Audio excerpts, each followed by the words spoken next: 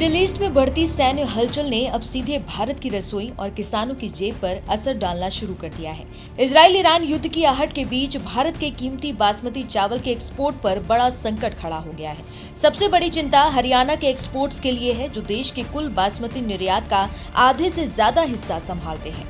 Trade routes पर बढ़ती रुकावटों की वजह से शिपमेंट्स को बीच रास्ते में रोकना पड़ रहा है, जिससे करोड़ों का माल अधर में लटका है।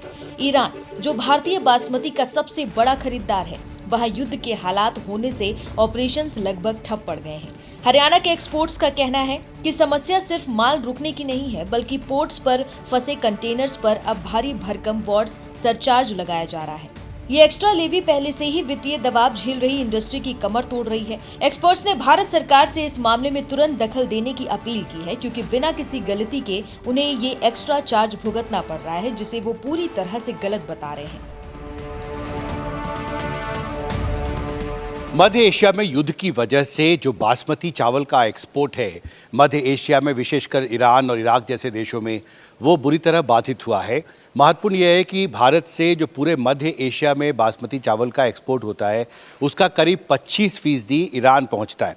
मैं इस वक्त एक एक्सपोर्ट यूनिट में हूं बासमती चावल के, और ये एक पैक है जो अभी रेडी है एक्सपोर्ट के लिए, और ऐसे सैकड़ों पैक हैं जो अलग अलग कार्गो की जहाज़ में यहाँ से भेजे गए थे ईरान, और अभी फ़िलहाल अलग अलग पोर्ट्स पे वो फंसे हुए हैं, क्योंकि युद्ध की वजह से कार्गो शिप की जो आवाजाही है वो बुरी तरह प्रभावित हुई है। मेरे साथ अजय भलोटिया हैं, जो फॉर्चून राइस लिमिटेड के डायरेक्टर हैं। एनडीटीवी में आपका स्वागत है। तो ये जो इस तरह के जो पैक्स हैं, ऐसे कितने पैक्स हैं जो अभी ईरान के रास्ते में? इस तरीके की हिमांशु जी, अगर देखा जाए तो हज़ारों टन माल जो है, एक पैक 5 किलो का है, तो हज़ारों टन माल जो है इन ट्रांजिट है, पोर्ट हमारे पोर्ट पे पड़ा हुआ है, डेस्टिनेशन पोर्ट पे पड़ा हुआ है। तो इस समय सबसे बड़ा जो चैलेंज इंडियन एक्सपोर्टर्स को है, सिर्फ उसी कार्गो को लेके है जो इंडियन पोर्ट पे लोडिंग के लिए है, इन ट्रांजिट है या डेस्टिनेशन पे पहुंच चुका है। जो स्टॉक हमारे पास हमारी फैक्ट्रीज में, वेयर हाउसेज में है, उसको लेके हम लोग ज़्यादा चिंतित नहीं हैं, क्योंकि आने वाले टाइम में जैसे युद्ध रुकेगा तो हम समझते हैं कि एक अच्छा मार्केट हमारे लिए ओपन होने जा रहा है। ईरान में काफ़ी जो इश्यूज़ हैं वो रिजॉल्व होने जा रहे हैं, बट डेफिनेटली कि जो कार्गो हमारे यहाँ से निकल चुका है और बाहर के ग्राउंड में नहीं पहुँचा है, उसको लेके चिंता का विषय है। जी, ये बात federation of Indian export organization ने भी कही है कि जो युद्ध की वजह से अलग अलग पोर्ट्स हैं, आप आ सकते हैं, ज़रा दूसरा सेक्शन देखते हैं। जो अलग अलग पोर्ट्स हैं वहाँ पर कार्गो के जहाज़ को रोकना पड़ा है। कई जगह एक लंबा रास्ता लेना पड़ा है कार्गो जहाज़ को। उसकी वजह से जो ट्रैवल टाइम है कार्गो का, वो भी 15 से 20 दिन तक कुछ इलाकों में बढ़ चुका है। एक महत्वपूर्ण सवाल ईरान को लेकर है, भारत से हम कितना ज़्यादा बासमती चावल का एक्सपोर्ट करते हैं ईरान? और दूसरी बात कि क्या पिछले 2 महीनों में जो एक्सपोर्ट था उसमें कुछ नया ट्रेंड भी नोटिस हुआ था? हाँ, दूसरे 2 महीने में भी एक अच्छी मात्रा जो है ईरान एक्सपोर्ट हुई है। ईरान की तरफ से अच्छी डिमांड थी, जिसकी वजह से हमारे यहाँ डोमेस्टिक घरेलू मार्केट में प्राइस इंक्रीज़ हुए और फार्मर को उसका प्रोड्यूस का अच्छा पैसा मिला। लेकिन अब डेफिनेटली कि पिछले 2-3 दिन से मार्केट रुकी हुई है और सब लोग वेट कर रहे हैं कि नेक्स्ट क्या गवर्नमेंट का एक्शन होगा, और उधर से इजराइल और अमेरिका किस तरीके से इस वार को रोकने के लिए तैयार होंगे। तो भारत से जो टोटल बासमती चावल का एक्सपोर्ट होता है, ये दूसरा सेक्शन देखते हैं।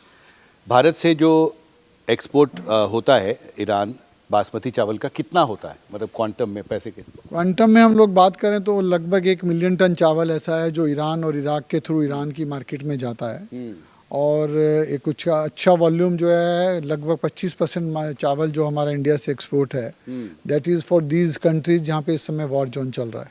तो $1.2 बिलियन के आसपास कुल व्यापार है बासमती चावल का? बिल्कुल जी, ईरान में और मिलाया तो $1.2 मिलियन हमारा वॉल्यूम, बिलियन डॉलर हमारा वॉल्यूम आता है। और साथ में इराक, यूएई, वहाँ भी आपके कंसाइनमेंट फंसे हुए हैं? हाँ बिल्कुल, जितने भी वॉर जोन में इस समय जितने भी 6-7 कंट्रीज़ हैं, बहरीन, ओमान, कुवैत, तो सब जगह अच्छा एक वॉल्यूम एक्सपोर्ट का होता है, और सब जगह कार्गो इसी सिचुएशन में है, कहीं वेसल्स में है, कहीं डेस्टिनेशन पोर्ट पे है, कहीं लोडिंग पोर्ट पे है। तो सभी कंट्रीज़ को लेके, यूई को लेके, सब लोगों को लेके थोड़ा सा एक चिंता का विषय बना हुआ है। ओके, तो यहाँ जो हम कंसाइनमेंट देख रहे हैं, ये सब एक्सपोर्टेबल है, ये सब एक्सपोर्ट होगा अलग अलग? ये सब पैक होके कंट्रीज वाइज पैकिंग होना है, बट डेफिनेटली कि पिछले 4-5 दिन से काम थोड़ा रुका हुआ है, क्योंकि कोई अभी स्थिरता नहीं है कि कब ये वॉर बंद होगा और कब वापस सब चीज़ आई जाए शुरू होगा। ओके, तो ये पूरा कंसाइनमेंट ही रुका हुआ है अभी। हाँ उस बिल्कुल बिल्कुल, ये दुनिया के कंसाइनमेंट, अलग-अलग हाँ देशों के लिए। ये इसको रोकना जरूरी था, क्योंकि अगर ये आपके यहाँ से निकल जाता है तो देन आपको पोर्ट पे रोकना पड़ेगा, और पोर्ट पे एक बहुत हैवी स्टोरेज चार्जेस हैं, और ऑलरेडी इंडियन शिपिंग लाइंस ने एक बहुत बड़ा सरचार्ज लगा दिया है, चाहे वो पोर्ट पे है चाहे वेसल का है। तो उस सरचार्ज को कोई भी पोजीशन में नहीं है, क्योंकि ऑलरेडी कॉन्टैक्ट्स हुए हैं, तो किसी भी तरीके से उसको बियर करना एक्सपोर्टर के लिए पॉसिबल नहीं है, इसलिए सारी मूवमेंट्स रोक दी गई हैं।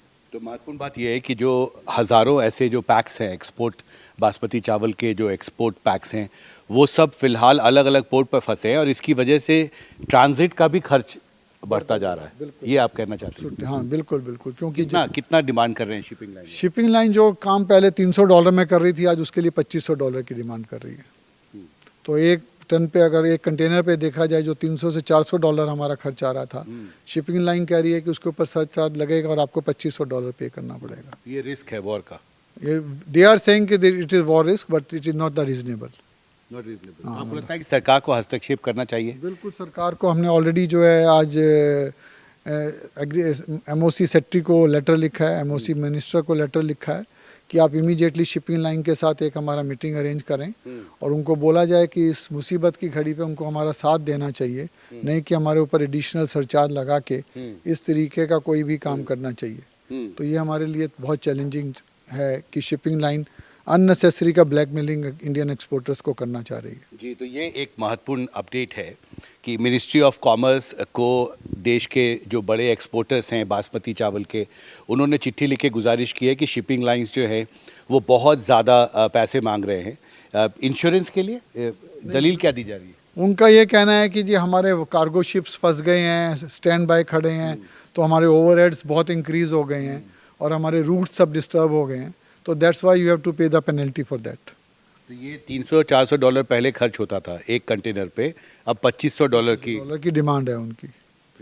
तो क्योंकि ऑप्शन नहीं है एक्सपोर्टर के पास, कार्गो उसकी फैक्ट्री से निकल चुका है, वो पोर्ट पे है, अगर वो एक्सपोर्ट नहीं करता है तो पोर्ट चार्जेस बहुत ज़्यादा हैं, और एक्सपोर्ट करता है तो शिपिंग लाइन चार्जेस बहुत ज़्यादा हैं, और अभी ये सर्टेनिटी नहीं है कि डेस्टिनेशन पे पहुंचने के बाद बायर उसको ले पाएगा कि नहीं ले पाएगा, और ये कब पहुंचेंगे ये भी किसी को नहीं मालूम है।